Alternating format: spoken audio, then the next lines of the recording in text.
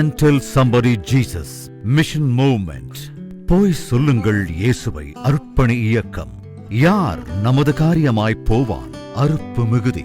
என் India என் தேவாதி தேவனுக்கே என்று தாகத் தேடலுடன் தேடி அலைவோரின் எழுச்சிச் சங்கமமே போய் சொல்லுங்கள் அருட்பணி இயக்கமாகும். Go and tell somebody.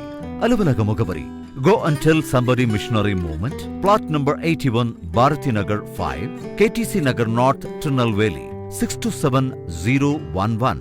Cell 9941 24213.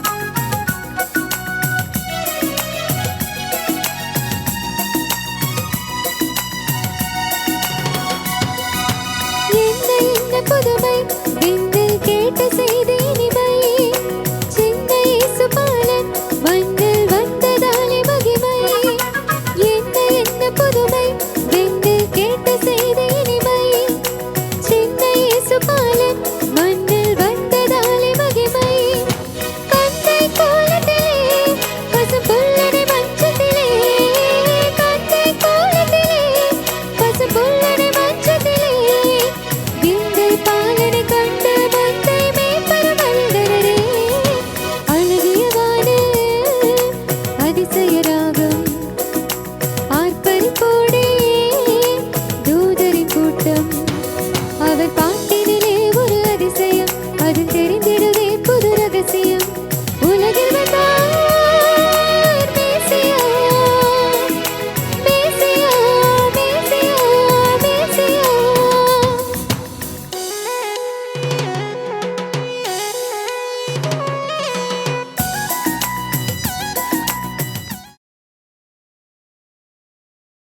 கர்த்தராகிய இயேசு கிறிஸ்துவின் கனிவான நாமத்திலே உங்கள் யாவருக்கும் அன்பின் நல்வாழ்த்துக்கள் கூறி இன்றைய தியானத்திற்கு உங்களை அன்போடு அழைக்கிறோம். கிறிஸ்துவுக்குள் பிரியமானவர்களே, நம்முடைய go and tell somebody missionary இயக்கத்தின் சார்பாக உங்கள் யாவருக்கும் அன்பின் நல்வாழ்த்துக்களையும் ஆசீர்வாதங்களையும் சமாதானத்தையும் பகிர்ந்து கொள்கிறேன். தேவனுடைய கிருபை உங்கள் அனைவரோடும் உங்களுடைய கையின் பிரயாசங்களோடும் இன்றும் என்றும் தங்கியிருப்பதாக. உங்களுடைய ஊக்கமான ஜபத்திற்காக, உதாரத்துவமான ஆதரவுக்காக, உங்களுடைய நல்ல ஆலோசனைகளுக்காக ஆண்டவரை நன்றியோடு துதிக்கிறோம், ஸ்தோத்திரிக்கிறோம். தொடர்ந்து நம்முடைய அருள்பணி இயக்கத்திற்காக, இதன் மூலமாக அனுப்பப்பட்டிருக்கிற மிஷனரிகளுக்காக, கட்டப்பட்டு வருகின்ற ஆலயத்திற்காக, இன்னும் சந்திக்கப்பட இருக்கின்ற ஏராளமான ஆத்துமாக்களை ஆண்டவரிடமாய் கொண்டு வர வேண்டிய அந்த உன்னதமான பணிக்காக நீங்கள் எங்களுக்காக ஜெபிக்க தயவாய் கேட்டுக்கொள்கிறோம். எங்களுடைய ஊழியத்தை குறித்ததான காரியங்கள் மற்றும் ஜெப குறிப்புகள், மிஷனரி வரலாறுகள் உங்களுக்கு வேண்டுமென்றால் நம்முடைய மாத இதழை நீங்கள் இலவசமாக பெற்று எங்களுக்காக ஜெபிக்க அது உதவியாக இருக்கும். எழுந்து கட்டுவோம் வாரீர் என்று சொல்லக்கூடிய இந்த மாத இதழ் இது இலவசமாக கொடுக்கப்படுகிறது. தேவையுள்ளோர் நீங்கள் இந்த செய்தியின் நிறைவிலே வரக்கூடிய அந்த முகவரியோடு அல்லது தொலைபேசியோடு தொடர்பு கொள்வீர்கள் என்றால் உங்களுடைய இல்லத்திற்கு இலவசமாக அது வந்து சேரும். தொடர்ந்து எங்களுக்காக ஜெபியுங்கள். ஆண்டவர் உங்களை ஆசீர்வதிப்பாராக. ஒரு நிமிடம் தலை தாழ்த்தி ஜெபம் செய்வோம். மாட்சிமை மிகுந்த தகப்பனே, இந்த அருமையான நாளுக்காக நன்றியோடு மை துதிக்கிறோம் ஐயா, ஸ்தோத்திரிக்கிறோம். தேவரீர் எங்களுக்கு கட்டளையிட்டிருக்கிற மேலான சிலாக்கியங்களுக்காக கோடி ஸ்தோத்திரம். ஆண்டவரே, இந்த வேளையிலே உங்களுடைய திருவசனத்தை வாசித்து தியானிக்க எங்களுக்கு பலன் தாரும். எங்கள் ஆண்டவரே இயேசு கிறிஸ்துவின் மூலம் வேண்டிக் கொள்கிறோம் நல்ல பிதாவே, ஆமென். கிறிஸ்துவுக்குள் அன்பானவர்களே, மீகா தீர்க்கதரிசன புஸ்தகம் 6ஆம் அதிகாரம் 8ஆம் வசனம் சொல்லுகிறது. மீகா 6:8, மனுஷனே, நன்மை என்னதென்று அவர் உனக்கு அறிவித்திருக்கிறார். நியாயம் செய்து இரக்கத்தை சிநேகித்து உன் தேவனுக்கு முன்பாக மனத்தாழ்மையாய் நடப்பதை அல்லாமல் வேறு எண்ணத்தை கர்த்தர் உன்னிடத்தில் கேட்கிறார். அருமையான தெய்வ ஜனமே, நாம் ஒவ்வொருவருடைய வாழ்க்கையிலேயும் தேவன் செயலாற்ற விரும்புகிறார். அந்த செயலாற்றும் தேவன் நமக்கு வாய்ப்புகளை கொடுக்கிறார், வழிவகைகளை கொடுக்கிறார். நாம் அவருக்கு பிரியமாய் நடப்பதற்கு ஏற்றவாறு நமக்கு வேண்டிய எல்லா வசதிகளையும் வாய்ப்புகளையும் உருவாக்கி கொடுக்கிறார். அதை அநேக நேரங்களில் நாம் மறந்தவர்களாக காணப்படுகிறோம். ஒவ்வொரு மனிதனுடைய வாழ்க்கையிலேயும் நேற்று, இன்று, எப்போதும் அல்லது எக்காலமும் என்று சொல்லக்கூடிய இந்த 3 விதமான பகுதிகளை நாம் கடந்து செல்லுகிறோம். நேற்று, எஸ்டர்டே, டுடே, இன்று, ஃபாரெவர். இந்த 3ம் ஒவ்வொரு மனிதனையும் தொடர்கின்ற ஒரு காலங்கள். அருமையானவர்களே, இந்த காலங்களிலே என் ஆண்டவரை நான் மகிமைப்படுத்தி வாழுகின்றேனா என்பதுதான் இன்று நமக்கு முன்பாக இருக்கக்கூடிய ஒரு கேள்வி. ஒவ்வொருவருக்கும் இந்த காலங்கள் உண்டு. பரிசுத்த வேதாகமத்திலே நாம் பார்ப்போம் என்றால், பரிசுத்த மார்க் எழுதின சுவிசேஷம் 10வது அதிகாரத்திலே நேற்று நடைபெற்ற ஒரு சம்பவமாக அது காணப்படுகிறது. நேற்று அங்கே நாம் பார்க்கிறோம், 17ஆம் வசனம் முதல் நாம் பார்க்கின்ற பொழுது, பின்பு அவர் புறப்பட்டு வழியிலே போகையில் ஒருவன் ஓடி வந்து அவருக்கு முன்பாக முழங்கால் படியிட்டு, நல்ல போதகரே, நித்திய ஜீவனை சுதந்திரித்துக் கொள்ளும்படி நான் என்ன செய்ய வேண்டும் என்று கேட்டான். கடந்த காலம் இங்கே பார்க்கிறோம், ஒரு அழகான இளம் வாலிபன் ஆண்டவருடைய பாதத்திலே ஓடி வந்து விழுகிறான், ஓடி வருகிறான். அவரை பார்ப்பதற்கு அத்தனை அக்கறை. அருமையானவர்களே, தேவனை பார்க்கும்படியாக உங்களுக்கும் எனக்கும் இந்த அக்கறை இருக்கிறதா? அவன் ஒரு தடகாத்திரமானவனாக, நல்ல ஒரு வாலிபனாக, முறுக்கேற்றப்பட்ட ஒரு சரீரத்தை உடையவனாக அவன் இருந்திருக்க வேண்டும்.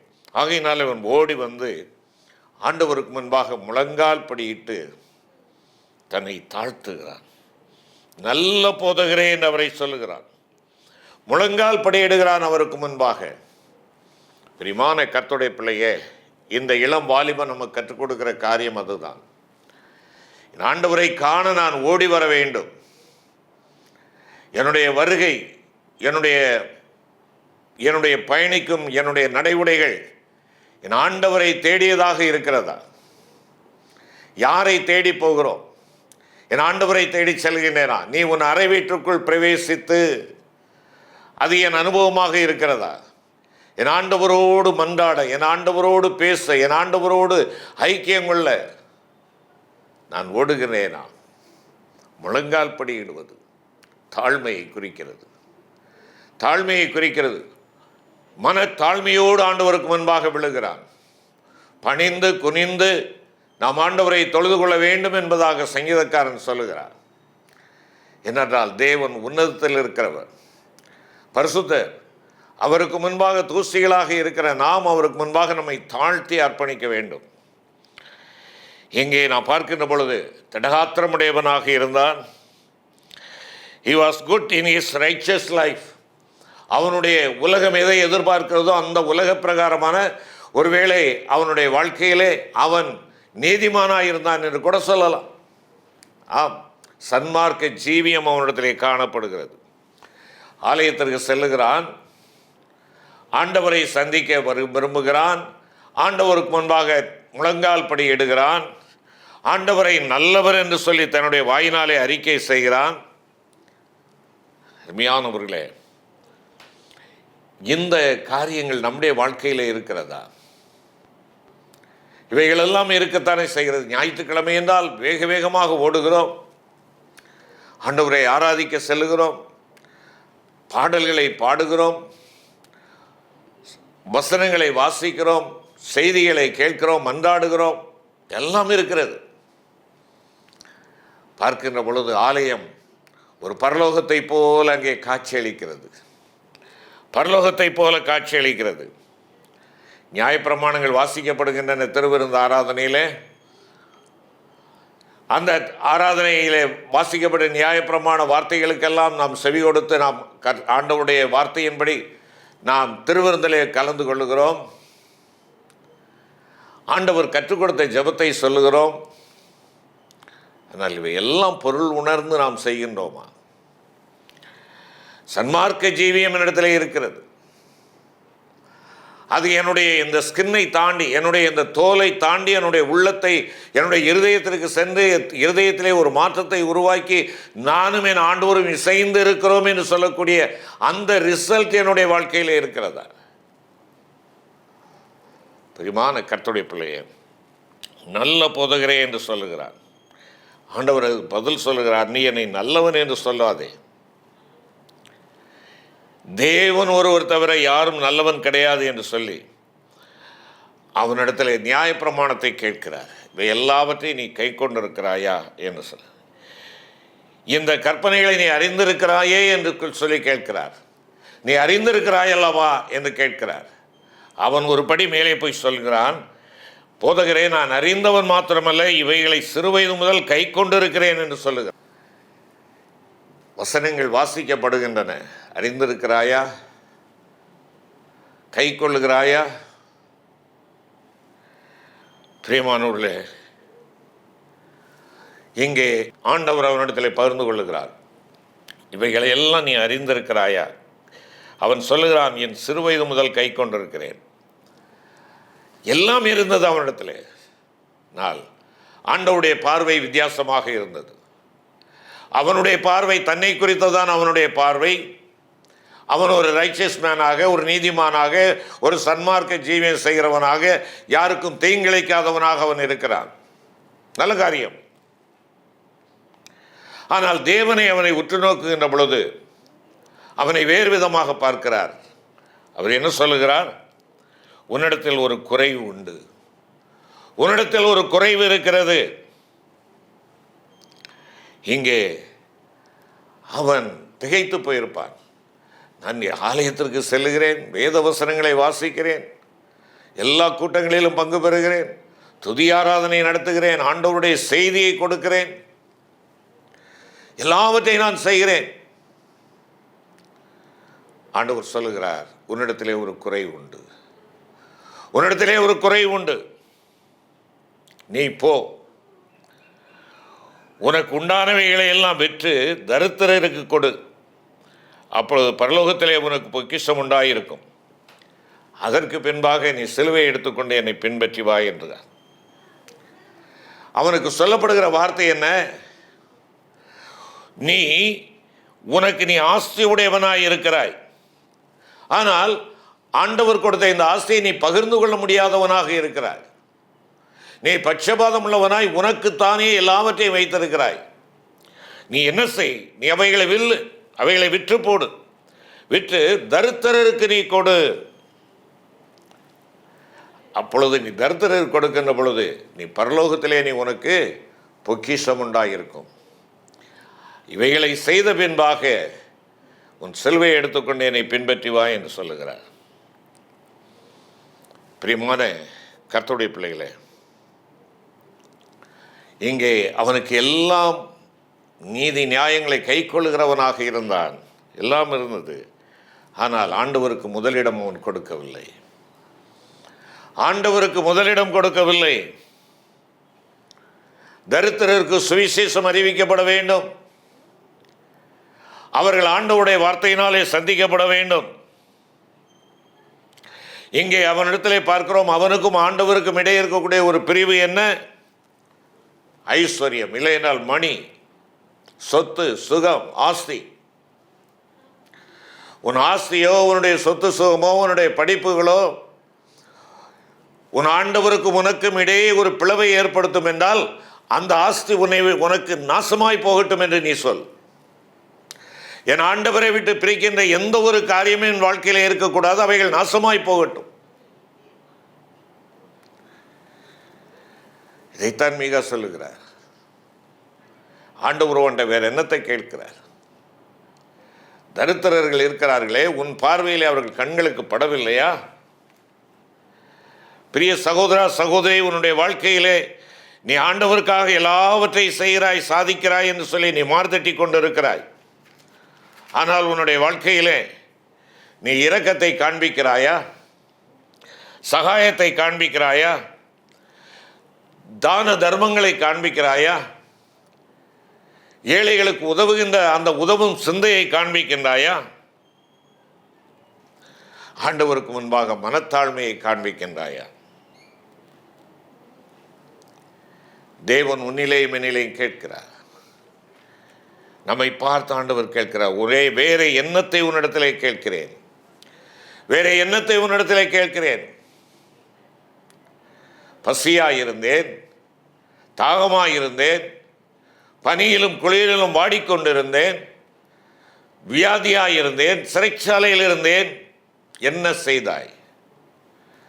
எனக்கு என்ன செய்தாய்? என் பிள்ளைகளுக்கு என்ன செய்தாய்? என்னுடைய நாமம் தரித்திருக்கிற இந்த மக்களுக்கு நீ என்ன செய்தாய்?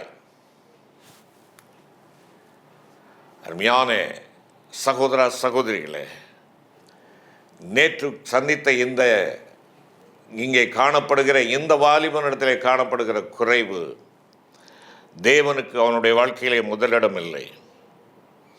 அவன் எல்லாவற்றையும், தன்னுடைய நற்கிரியைகள் எல்லாவற்றையும் சொல்லுகிறான். ஆனால் அங்கே அன்பு இல்லை.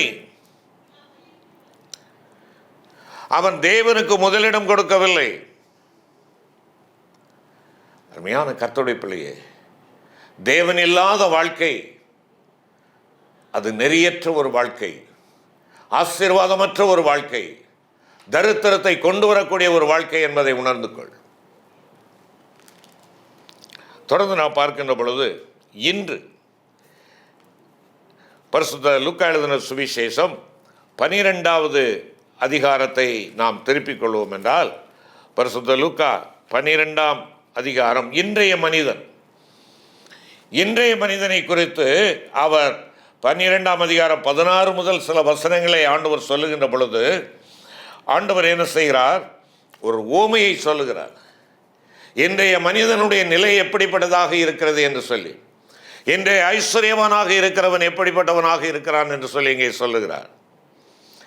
நேற்று காணப்பட அந்த வாலிபனை போலவே இன்றைய மனிதனும் காணப்படுகிறான்.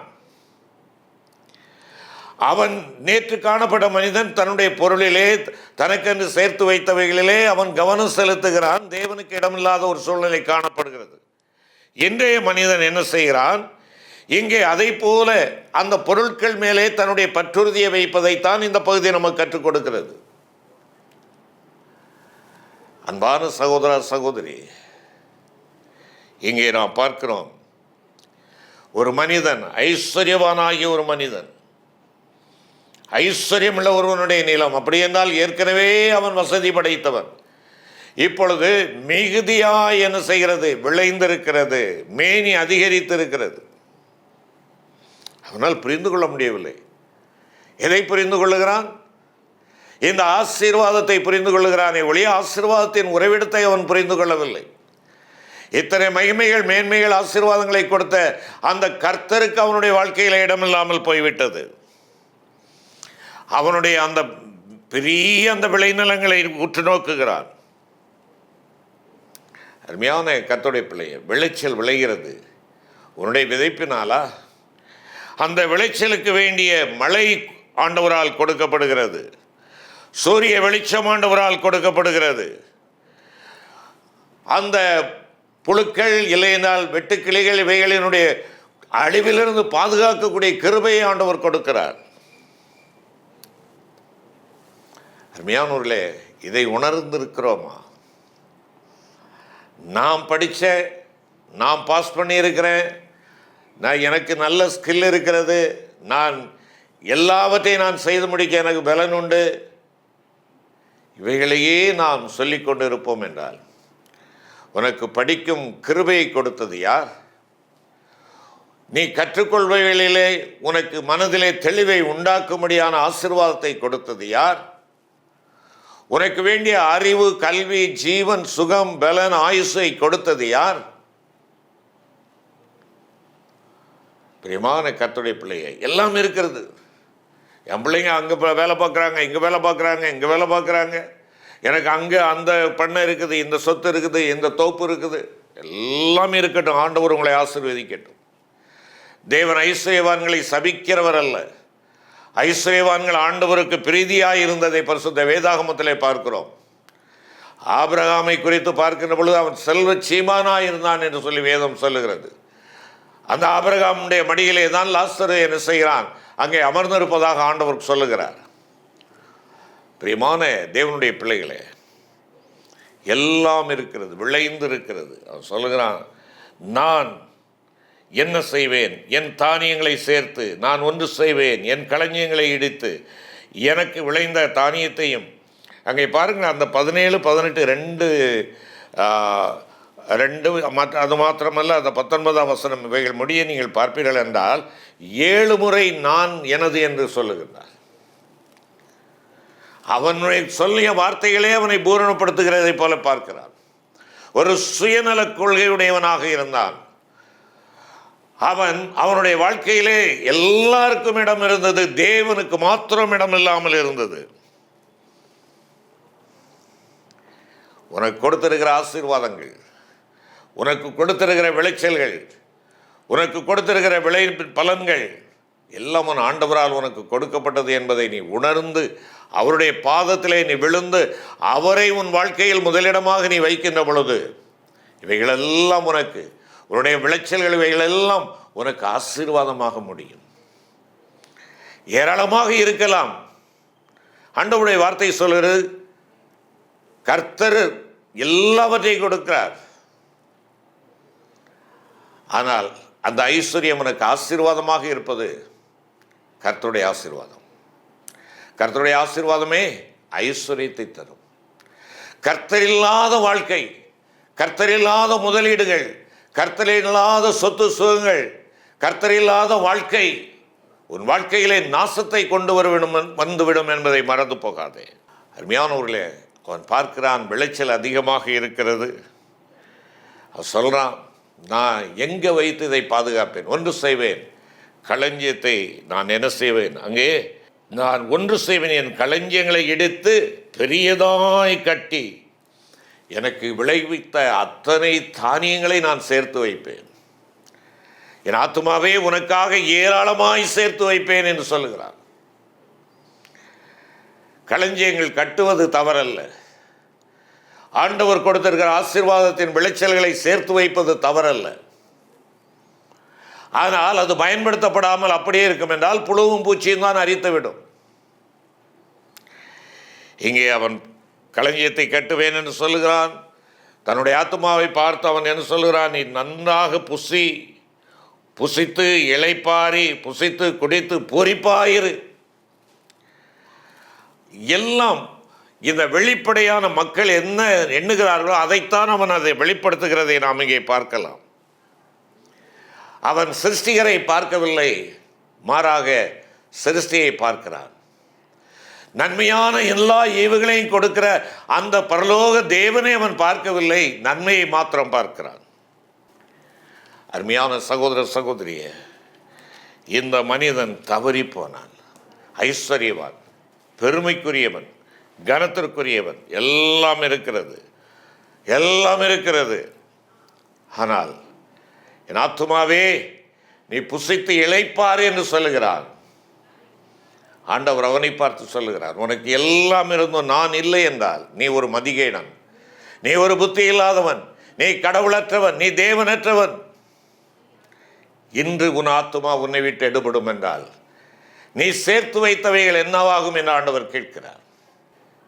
இளைஞனான கடந்த கால மனிதன் ஆண்டவருக்கும் அவனுக்கும் இடையே இருந்த பிளவை அவன் சரி செய்ய விரும்பவில்லை. அவன் சென்று விட்டான். அவன் ஐஸ்வர்யவானாய் இருந்தபடியினாலே அந்த ஐஸ்வர்யத்தை காக்க வேண்டும் என்ற எண்ணம் வந்ததை ஒழிய தேவனுடைய வார்த்தையை காக்க வேண்டும் என்ற எண்ணம் வரவில்லை.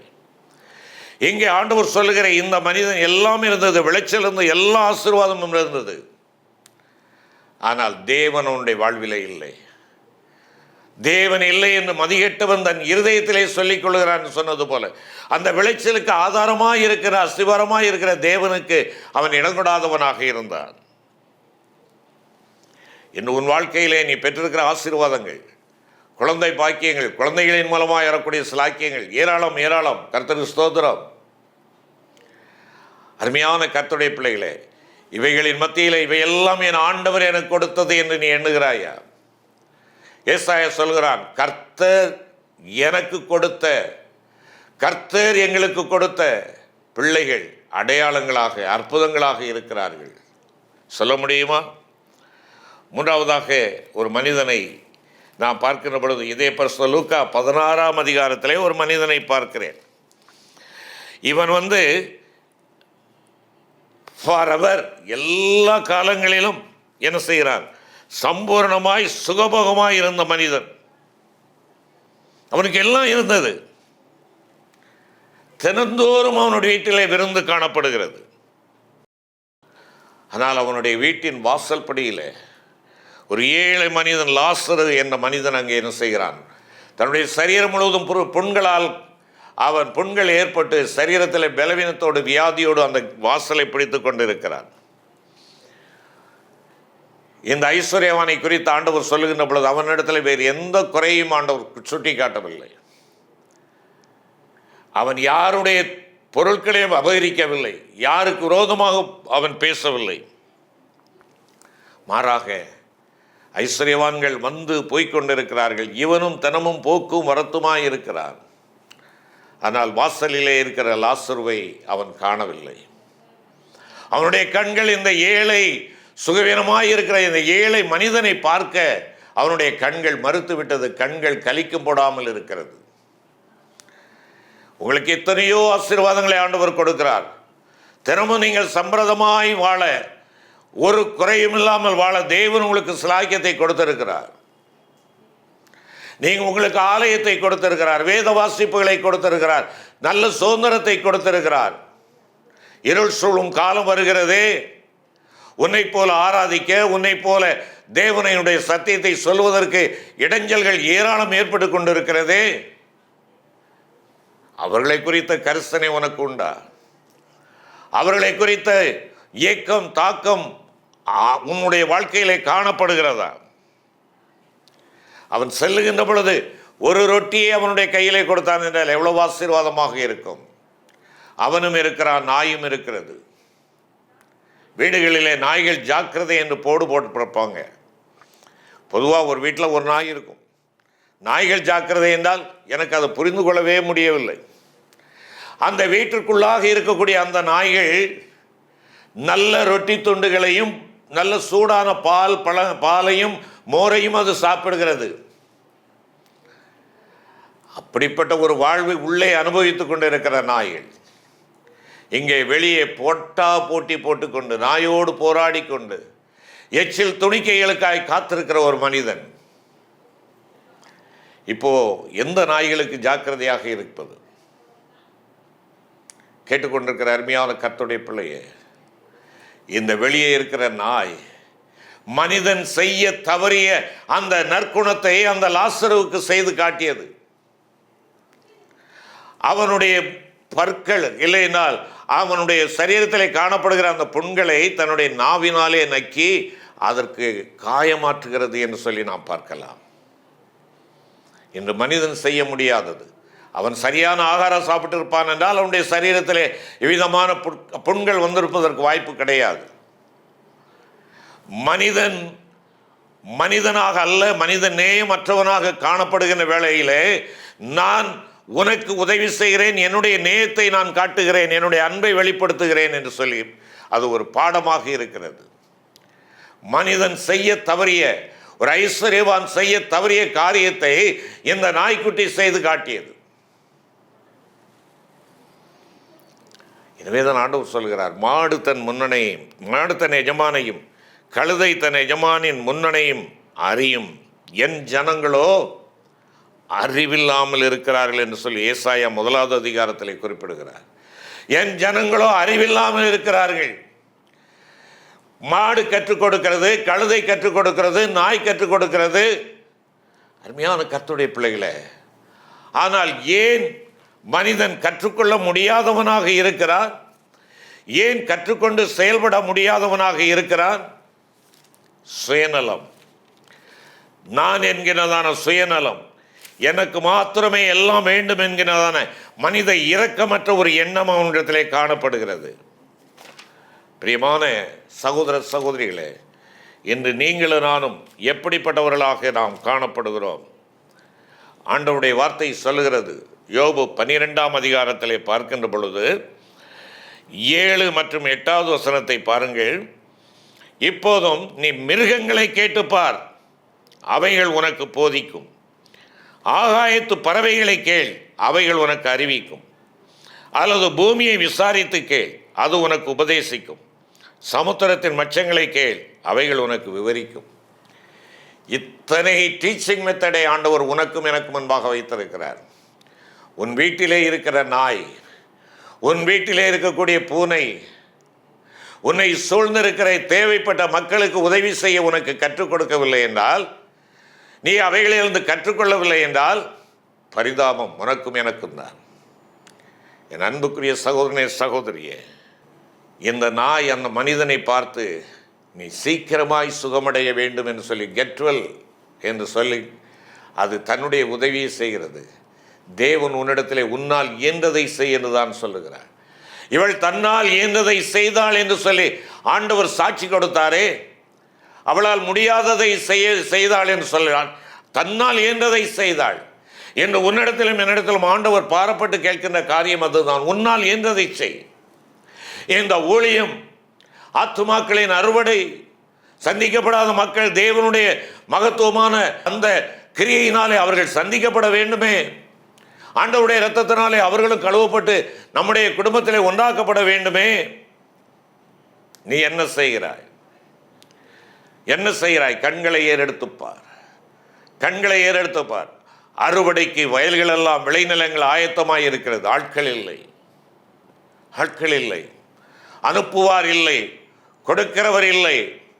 பிரியமான கர்த்தருடைய பிள்ளைகளே, ஆண்டவர் உங்களையும் என்னை பார்த்து கேட்கிறார். நேற்றிருந்த மனிதனைப் போலவே தேவனுக்கு உனக்கும் இடையிலே ஒரு பிளவை உண்டு பண்ணக்கூடிய ஐஸ்வர்யம் வேண்டாம். இன்றைய மனிதனுடைய நிலையை போலவே ஒருவேளை நான் என்னுடைய வாழ்க்கையிலே எல்லாவற்றையும் நான் சுதந்திரித்துக் கொண்டிருக்கிறேன், ஆனால் அதெல்லாம் என்னுடைய முயற்சி, என்னுடைய பலன், என்னுடைய கை சாமர்த்தியம் என்று எண்ணிக்கொண்டிருக்கிறேன். தேவனுக்கு இடமில்லாத ஒரு வாழ்க்கை. என்னை சுற்றிலும் இருக்கக்கூடிய மக்களை குறித்ததான கரிசனையற்ற ஜீவியம். வேறு எந்த தவறும் இல்லை. என்னை சுற்றி இருக்கிறவர்கள், என் கண்களில் படுகிறவர்கள், அனுதினம் நான் சந்திக்கிற மக்களை குறித்த பாரம் எனக்கு இல்லை என்றால், கரிசனை எனக்கு இல்லை என்றால், நான் பரிதாபத்திற்குரியவராய் காணப்படுவேன். அந்த ஐஸ்வர்யவான் லாசருனுடைய அந்த கதை அது நமக்கு ஒரு எடுத்துக்காட்டாக இருக்கிறது. அது ஒரு எடுத்துக்காட்டாக இருக்கிறது. அலறுகிறான், என் சகோதரர்கள் இங்கு வந்துவிடக்கூடாது என்று சொல்லி அலறுகிறான்.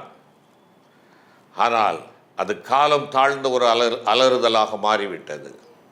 பிரியமான கர்த்தருடைய பிள்ளையே, தேவன் நமக்கு கொடுத்திருக்கிற நன்மைகளை நாம் பகிர்ந்து கொள்ளுவோம்.